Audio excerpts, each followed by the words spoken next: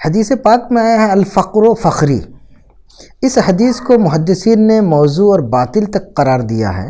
تو آپ اس حدیث کو اور اس کے معنی کو کس طور پہ دیکھتے ہیں؟ محدثین نے جو اس کو باطل و موضوع کہا ہے، جس جہت سے انہوں نے کہا ہے بالکل درست کہا ہے. انہوں نے جو معنی انہوں نے سمجھا ہے اس معنی کے لحاظ سے بالکل درست ہے کہ باطل و موضوع ہے. کیونکہ فقر کا معنی انہوں نے کیا سمجھا؟ صوفیہ کا جو خصوصی معنی ہے فقر کا، اس خصوصی صوفیہ کی اصطلاحات پر گفتگو نہیں کر رہے ہیں. وہ عام علماء میں سے ہے نا، شریعت کی عام اصطلاح کے مطابق وہ بات کر رہے ہیں، ہے نا. تو فقر کا شریعت کی اصطلاح میں معنی کیا ہوتا ہے؟ مخلوق کا محتاج بن کے رہنا، یہ فقر کا معنی ہے، مخلوق کا محتاج بن کے رہنا. تو اب ظاہر سی بات ہے کہ مخلوق کا محتاج بن کے رہنا یہ کوئی اچھی بات تو ہے نہیں. نبی کریم صلی اللہ تعالیٰ علیہ وسلم نے جن چیزوں سے اللہ کی پناہ مانگی اس میں سے الفقر بھی ہے. تو اس حدیث کے پیش نظر جہاں پر عذاب قبر سے حضور نے پناہ مانگی، ایسے ہی جو ہے مختلف قسم کی فتنوں سے پناہ مانگی، اس میں آپ نے فقر سے بھی پناہ مانگی. کیوں کہ مال نہ ہو عام حالت میں انسان جو ہے نا بڑی مصیبتوں کا شکار ہوتا ہے. اس کی وجہ سے بسا اوقات جو ہے نا بد مذہب بد دین ہو جاتا ہے، اپنا دین بھی چھوڑ دیتا ہے. بلکہ یہ کہہ لیجئے کہ کبھی کبھی ایسا بھی ہوتا ہے کہ اگر مال نہ ہو تو آپ کا ایمان بھی کمزور ہوتا ہے. جو جس درجے کا فقیر و محتاج ہوگا اسی درجہ اس کا ایمان کمزور ہوتا ہے، اگر اس کی تربیت نہیں ہوئی ہے کہیں پر تو ٹھیک ہے. اور کبھی کبھی ایسا ہوتا ہے کہ مال ہوتا ہے تو مال کی وجہ سے بددینی پیدا ہوتی ہے اور انسان جو ہے مال کی وجہ سے فرعون بن جاتا ہے، شیطان بن جاتا ہے. ٹھیک ہے. تو اس جہت سے علماء نے اس حدیث کو موضوع اور لا اصل لہ کہا ہے. ٹھیک ہے. لیکن علماء نے یہ بات بھی لکھی ہے کہ حدیث موضوع اگر اصول شریعت، اصول دین، قواعد شریعت کے خلاف نہ ہو تو ایسی صورت میں ہم اس پر سندن تو موضوع ہونے کا حکم لگا سکتے ہیں، لیکن متناً اس پر ہم موضوع ہونے کا حکم نہیں لگا سکتے ہیں. یہی وجہ ہے کہ محدثین بسا اوقات کسی حدیث کا ذکر کرتے ہیں، کہتے ہیں لا اصل لہ، لیکن کہتے ہیں والمعنی ثابت، لیکن معنی درست ہے اس کا. شریعت کے اصول کے مطابق کسی بات کے ہونے کے لیے یہ ضروری نہیں ہے کہ اس کی سند جو ہے ہمیشہ صحیح ہی ہو. ٹھیک ہے. وہ بات اپنے آپ میں درست ہو سکتی ہے. ہاں خرابی، اچھا محدثین جو حکم لگاتے ہیں موضوع ہونے کا، اس کی وجہ یہ بھی ہوتی ہے کہ اصل میں اگر آپ یہ کہتے ہیں کہ یہ حدیث رسول ہے، حضور نے فرمایا ہے، تو اب ظاہر سی بات ہے کہ حضور نے فرمایا، چونکہ سند میں وضاع و کذاب ہے، تو اب یہ کہنا کیسے درست ہوگا کہ حضور نے فرمایا ہے نا. اس جہت سے ان کا حکم ہوتا ہے. گویا یہ حدیث موضوع نہیں کہنا چاہتے ہیں، وہ کہتے ہیں کہ لا اصل لسندہ، اس حدیث کی سند کی کوئی اصل نہیں ہے، اس کا کوئی اتا پتہ نہیں ہے، یا یہ سند موضوع ہے، اس کی متن پر ان کی گفتگو نہیں ہوتی ہے، یا متن پر بھی گفتگو ہوتی ہے تو وہ دوسرے جہت سے ہوتی ہے. یہاں پر محدثین نے اسی جہت کو ملحوظ رکھا ہے، فقر غنا کے مقابلے میں، مالداری کے مقابلے میں فقر محتاجی.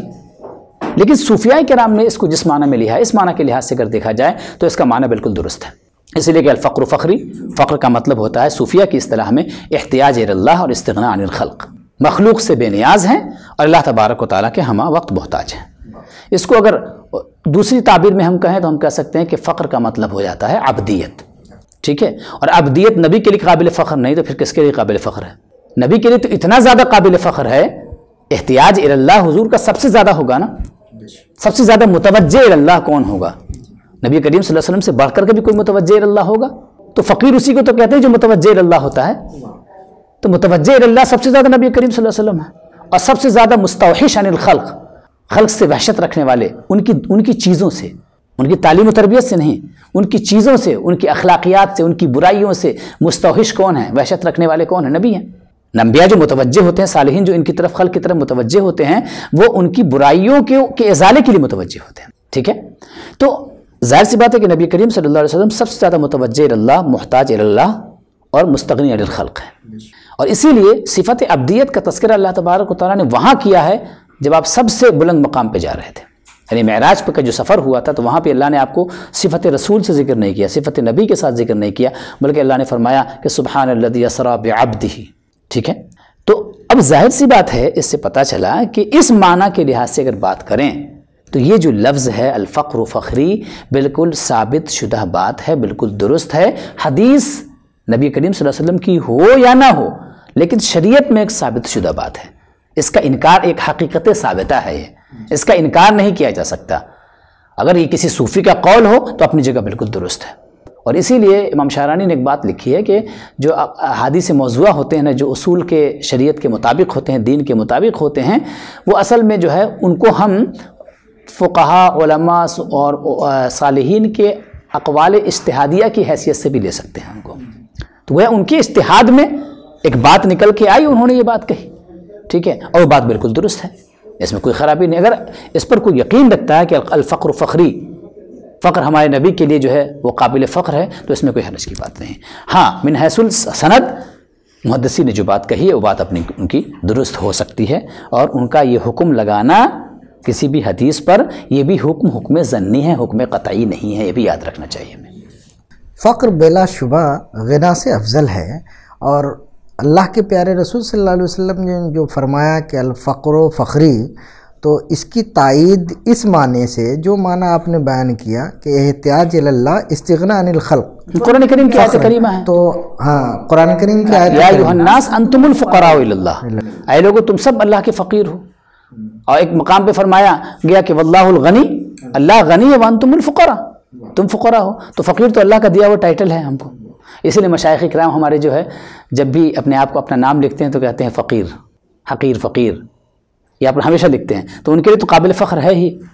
بلا شبہ الفقر و فخری کی جو حدیث ہے وہ سندن اگرچہ موضوع اور باطل ہے، لیکن معنن اس کے ساتھ آیت کریمہ حاضر ہے، تائید میں آیت کریمہ موجود ہے، اور ابھی آپ نے دو آیتیں اس کی تائید میں پیش کی.